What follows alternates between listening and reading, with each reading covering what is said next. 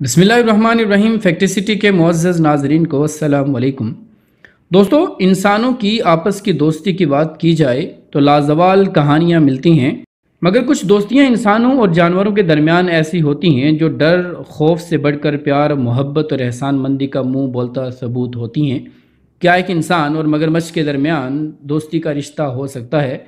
तो जी हाँ, आज की हमारी वीडियो कुछ ऐसी ही दोस्ती और प्यार और मोहब्बत के बारे में है।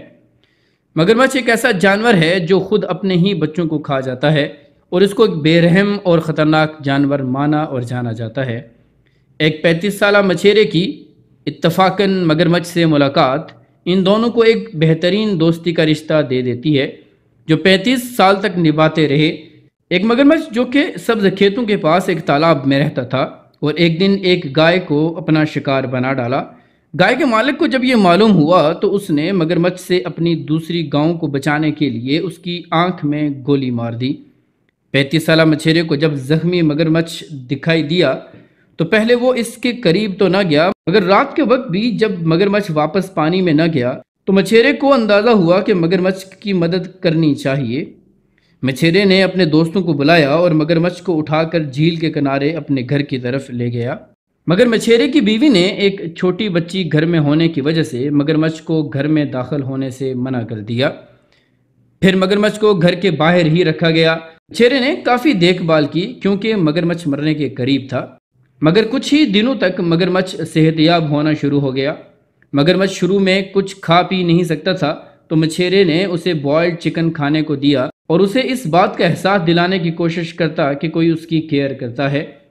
मछेरे के मुताबिक वो मगरमच्छ के साथ पानी में तैरता और कभी कभी रात को उठ उठ कर वह मगरमच्छ को कंपनी देता, और मगरमच्छ को तकरीबन 3 से 4 साल लग गए इस बात का एहसास होने में कि उसकी एक ह्यूमन फैमिली है जो उससे बहुत प्यार करती है।